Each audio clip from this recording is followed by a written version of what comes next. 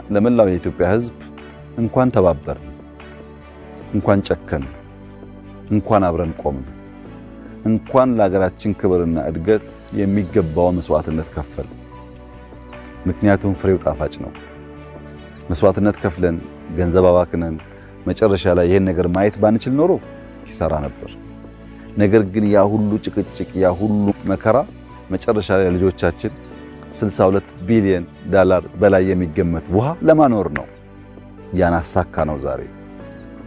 መጨረሻ ላይ በቂ የሚባል ኢነርጂ አፍሪካ ማምረት እንደምትችል ለማሳየት ነው። ያን አሳካ ነው ዛሬ።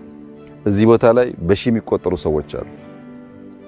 ቅድም ስትንቀሳቀሱ እንዳያችሁት ሁሉም ቦታ ላይ ጥቂት ሰዎች፣ በመቶ የሚቆጠሩ ሰዎች ናቸው የውጭ ሰዎች ያሉበት። በሺ የሚቆጠሩ ኢትዮጵያውያን ላለፉት 13-14 ዓመታት እዚህ ቦታ ላይ በተለያየ ደረጃ የተለያየ ቆይታም አንዳንዱ 5 አንዳንዱ 6 አንዳንዱ 3 ዓመት እየቆዩ ሰርተዋል።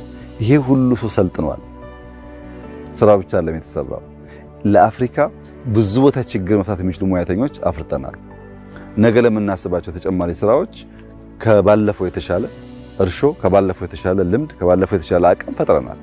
ይሄ ነገር እየቀጠለ ከሄደ ኢትዮጵያንም ሱዳንንም ግብጽንም አፍሪካንም ይጠቅማል። ምክንያቱም ኢነርጂ ክራይሲስ በአፍሪካ ደረጃ በዓለም ደረጃ ኢነርጂ ክራይሲስ አጠቃላይ የእድገት ማነቆ የሆነ ነገር ነው። ኢነርጂ ላይ በቂ ኢንቨስት ማድረግ ለማንኛውም ሀገር ለትላልቆቹም ጭምር በጣም ክሪቲካል ነው። ኢነርጂ መሆኑ ብቻ ግን ሳይሆን ክሊን ኢነርጂ መሆኑ። ይሄ ኢነርጂ ክሊን ነው። ሃይድሮ በጣም ጥሩ ኢነርጂ ሶርስ ነው። ከዚያ መሆኑ ደግሞ ካለን አጠቃላይ ሀብት አንፃር መመንዘር ያለበት ሀብት ስለሆነ ጠቃሚ ኤሪያ ነው። ከኢነርጂ ባሻገር ውሃ በሚቀጥለው ዓለም ውስጥ በጣም ቁልፍ ነገር ነው። ባለፈው ዓመት ውስጥ ነዳጅ ቁልፍ እንደነበረው በሚቀጥለው ዓመት ውስጥ ውሃ በጣም ቁልፍ ነገር ነው። ውሃን ማባከን እንደ አፍሪካ ጎጂ ነው፣ እንደ ሀገርም ጎጂ ነው እና ውሃን በትክክሉ ቆጥቦ አንድ አርሶ አደር በቤቱ ደረጃ ውሃን ቆጥቦ፣ አንድ ማህበረሰብ በሰፈር ደረጃ ውሃን ቆጥቦ፣ አንድ ሀገር በሀገር ደረጃ ቆጥቦ ካለ ልክ ብር ያላቸው ሀብታም ሀገራት እየተጋገዙ ችግር እንደሚያልፉት ውሃም ከተቀመጠ ተጋግዘን የችግር ወቅት ማለፍ ይቻላል። ውሃ መቀመጡ ጠቃሚ እንጂ ጎጂ አይደለም። በጣም ኢምፖርታንት፣ ልክ እንደ ኤነርጂው ኢምፖርታንት ነገር ነው። ግን እኛ ግድብ ስንገድብ ውሃ ስንይዝ የግሪን ሌጋሲው ስራ ባይሰራ ኖሮ ሌላ ኪሳራ አለበት። በቂ ዝናብ አናገኝም። ውሃው ሲሄድ በከፍተኛ ደረጃ አፈር ይሸረሸራል። ይሄ በጣም ጎርጅ የበዛበት ቀጠና ነው። ያ ሁሉ አፈር የተሸረሸረ ይሄዳል። ተራሮች ገላጣ ይሆናሉ። በረሃማነት ይፈጠራል። ወደፊትም የሰው ልጆች ለመኖር የሚቸገሩበት ሁኔታ ይፈጠራል። አሁን አፈራችንን እንታደጋለን። ግሪን ሌጋሲ ስላለ ተጨማሪ ዝናብ እናገኛለን። ውሃ ሴቭ እናደርጋለን። ከዚያ ግን እናስፋውካል። አሳውን ተመልከቱ። 60፣ 70፣ 80 ኪሎ ግራም የሚመዝኑ አሳዎች አሉ። ወደፊት የአሳ ፋብሪካ እዚህ ስናቋቁም አሳዎች በቀላሉ እያወጣን እያዘጋጀን ፓክ እያደረግን በሀገር ደረጃም ከሀገር ውጭም ለመጠቀም በእጅጉ ያግዛል። የተራራው ሲነሪ የተፈጥሮ ሀብቱ እዚህ አካባቢ ያለው የተፈጠሩ አይላንዶች በጣም በርካታ አይላንድ ተፈጥረዋል። ሪዞርት መዝናኛ እያደረግን ስንሄድ በሰርቪስ ኢንዱስትሪ ኢምፓክት አለው። ራሱ በኢንዱስትሪ ኢምፓክት አለው። ትልቅ ኢንዱስትሪ ስለሆነ በኔቸር ስናይ ከግሪን ሌጋሲው ጋር ተያይዞ በቢሊየንስ የተከለ ነው በዚህ በተፋሰስ ቀጠና ላይ።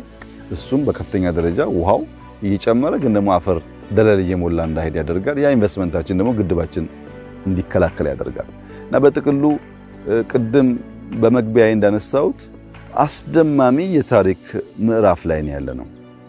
ህዳሴን የሚያክል ነገር 1001 ፈተና እያለ ተቋቁመን መጨረስ መቻል፣ ግሪን ሌጋሲን የመሰለ ነገር ተቋቁመን መጨረስ መቻል፣ ኮሪደር ብለን በአጭር ጊዜ ውስጥ ትላልቅ ታሪኮች መስራት፣ ስንዴ ብለን ዛሬ ለብዙ ሀገራት ልምድ የሚሆን ነገር መፍጠር፣ አሁን ሩዝ ላይ የጀመርነው ነገር፣ ሻይ ላይ የጀመርነው፣ ቡና ላይ የጀመርነው፣ በትምህርት ቤት ግንባታ የጀመርናቸው ጉዳዮች አሁን ባይታዩንም ዶቶቹ ሲገናኙ የምናስበውን ብልጽግና ለማረጋገጥ በእጅጉ መሰረት የሚጥሉ ይሆናሉ።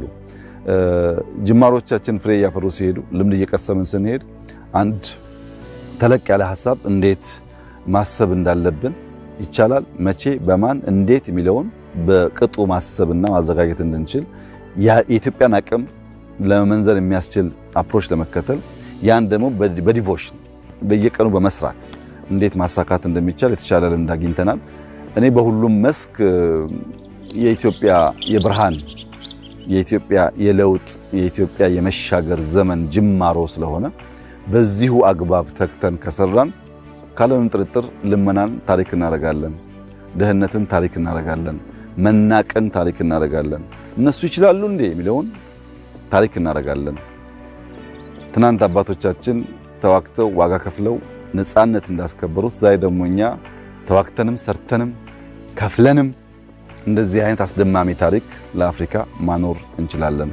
አፍሪካውያን ወንድሞቻችን እዚህ ቦታ መጥተው ማየት አለባቸው፣ መማር አለባቸው። እነሱም ይችላሉ፣ ከተባበሩ ይችላሉ። ሪሶርስ ህዝብ ነው፣ ሀብት ህዝብ ነው። ለዚች ግድብ $1 ብድር ልናገኝ አልቻልንም። አበዳሪ በሙሉ ስላልፈቀደ ትልቅ ሀብት ነው የወጣው። ቢሊየንስ ኦፍ ዶላርስ ነው የወጡት እዚህ ቦታ ላይ። ይሄ ሀብት የመጣው ከኢትዮጵያውያንና ከኢትዮጵያ ሀብት ነው። ነገም ለምንሰራቸው ሀብቱን ማመንጨት እንችላለን። አንደኛ ሌብነት ከቀነስን፣ ተክተን ከሰራን፣ አንዱ የአንዱን እግር እየጎተተ ማደነቃቀፍ ካቆመ፣ መሰብሰብ መተጋገዝ ከቻልን ትላልቅ ፕሮጀክቶች ማከናወን ማሳካት እንችላለን ማለት ነው።